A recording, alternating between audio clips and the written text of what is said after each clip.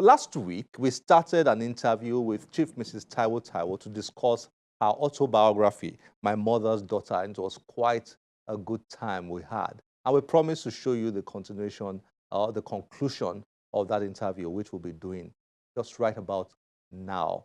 Please stay tuned.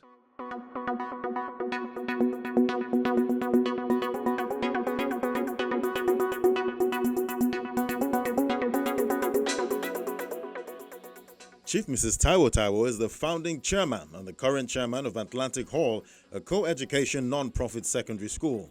She is founding chairman and trustee of Lagos Millennium Group on the environment.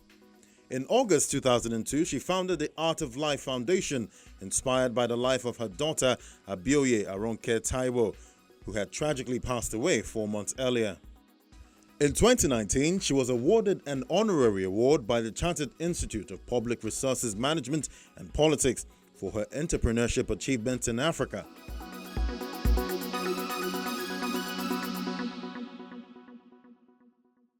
When you put your mind that you're going to do something, you have got to do it. That is what is in my genes. And but I don't allow myself, to wallow in it. Just like, the most devastating thing that happened ever in my life when I lost my only daughter. And my first thought was that I would never open my eyes again. And I just could not, I didn't want to get over it. But I said to myself, be so proud of me, that if I could feel her tap me, that, Mommy, if you don't know what I know, and you to do, that's why I'm so proud of it. I know you'll get up and you'll change the world. I was fascinated by how you used tragedy to then do positive things to society. Again, is that something you got from your mother, from your parents, or Well, let me put it this way. With that tragedy, I never wish anybody to have such a thing. I didn't get that from my mother. But I just got the anger. Grief is about three things. Rage. How could God have let this happen? I just finished fasting for 40 days. when it happened? Yeah. Rage,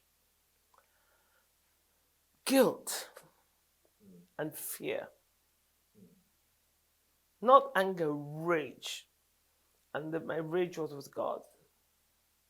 And many people, when this happens to them, people come to them with a Bible and they said, are you a Christian? That is not what you want to hear. And people want to rush you out of what is your own journey. Don't rush people and say stupid things like, we must investigate this. I mean, come on, And I knew I had to teach people how to help others when they are. That's why when they go through terrific grief, that's why we set up, Professor Lambert was, may he still rest in peace. I went to him, I said, I want to help others to learn how to set up grief counseling.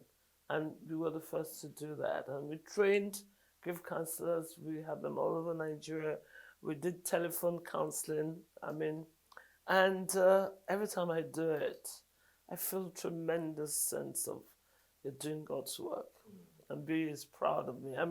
I honestly believe that I have earned her an inner sanctuary in the. She's getting spoiled. And this is also a business book. Yes. There's a lot of entrepreneurship in here. Yes. 19 was when you started the jewelry business, Yes. if I recall well. And even well before 19, you had started exploring different. That was a very funny. I came back. I told you to Nigeria. I was like a fish out of water. I didn't go to any of the schools. That everybody was already in a clique and a gang. I had to fight myself, and I did not live on the campus. So, but entrepreneurship came like having fun for me. But I'm also, I think, naturally good at organizing. I studied French, and at that time, there were not many of us that were Nigerians studied French, but there was a long, at that time, there was an exchange program between Nigeria and the Francophone countries, Senegal, Mali. So there were a lot of them in University of Lagos, and of course, they all became my friends. Everybody said, "Oh, there goes Taiwo with her Francos again," and I formed a Franco uh, a French society, and I was the president. So I became very close to them in the embassies there, and I used to go to Cotonou, which I loved, and Togo, and that's how I got to meet a Senegalese jeweler, and I thought, you know, let me try it. I would take the jewelry from him, and I would bring it to university, and I would sell it, and I just had fun. I thought this is fun. It wasn't, and I honestly think, I mean, at the end of the day, my mother's friends, they were stunned that this girl, she doesn't need to do this. And they were also impressed. And so they were my best customers. They bought it for their daughters, they bought it for themselves. But I said, that's Lakpuri's daughter, all right? And my mother was always tickled pink when people said that to her. And of course, she did all sorts. Oh, she did. I said she's always been an entrepreneur. Traded, Petrol built, station. rented, petrol station, Everything. and everything. Yeah. Yes. She always made it look fun to be an entrepreneur. And I have to say she encouraged, I remember when I told her, how did I get into interior design? I mean, I've always been fascinated by curtains ever since I watched Gone with the Wind, which I've watched again and again, and I watched all the swags and tales. So when I was doing my house, I found nobody could do it. So I made it, and I went and bought, see many books here with the swags and tales in them, and I had my little workshop in my mother's place, and she got excited. She was excited at my challenging it. She got excited, and the more I got big contracts. It was all part. I mean, my main job was showing investment and properties, but I challenged myself, and I always say this: every one of those different, creative juices that I unleashed enhanced me. Because if I had not gotten into interior design and decoration, I mean, the key thing I learned was how you the key I always say to decorating or to dressing to everything is the mixtures of color. And people are always scared of that. They don't know that you can be daring and mix, yellow and blue and red, as long as there's a yin and a yang and a mixture, and that it's not about everything rhyming. And so creativity, I learned from that. So in every single one of those adventures, I learned, yes. It's a good production, by the way. Thank you. This is really nice. I've been talking a lot about people producing their books locally, and I'm happy Yes, you did yes, this. yes, I did it. And I enjoy looking at the photos when I'm reading memoirs. But I go to the photos first, Yes, and then I check out the photos. This is your mother. yes, my mom. It was nice to put a face. She was very elegant. Yeah, yeah, that's her. Lovely. Yeah, Yes, it's your she was mother. a fashion icon. And then this is your dad, Yes. Chief Samuel Olatunbosun Shonibare. Yes. He built the Shonibare estate, right? Yes, he did. Maryland Yeah. estate. What's it like to be his daughter?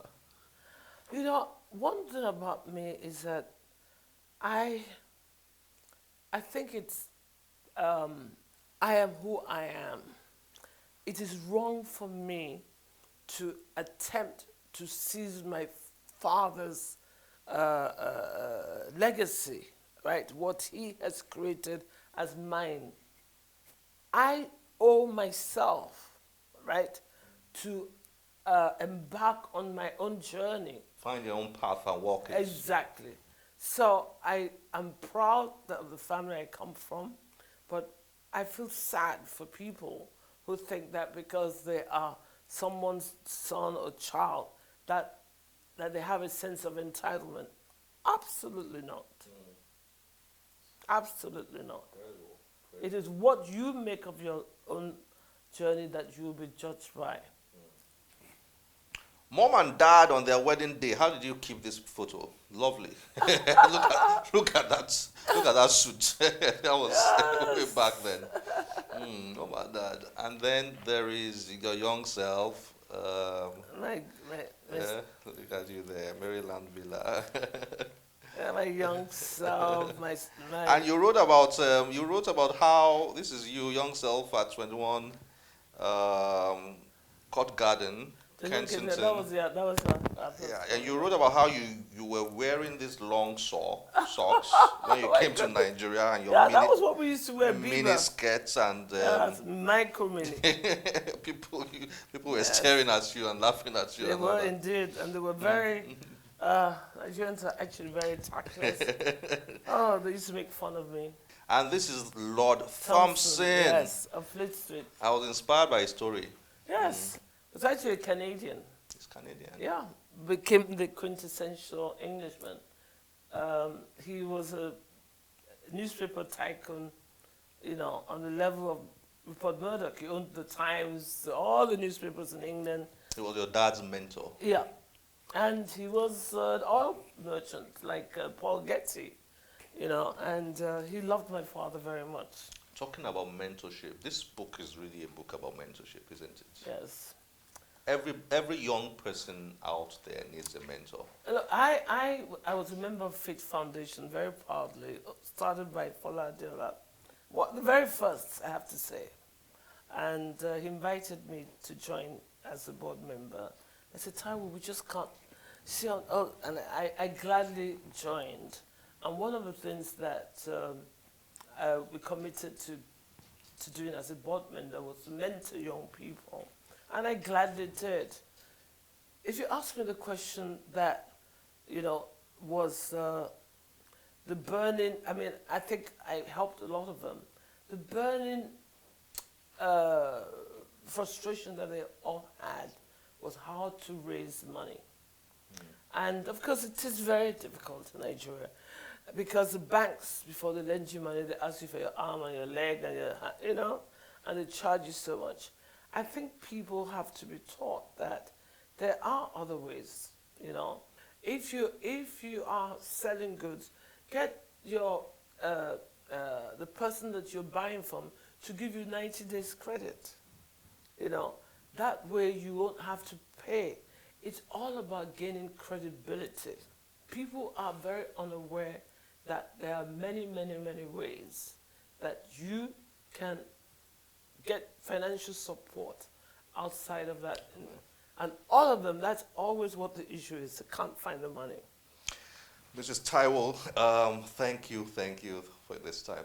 It's been a pleasure chatting with you. It's me too. And well done, my mother's daughter.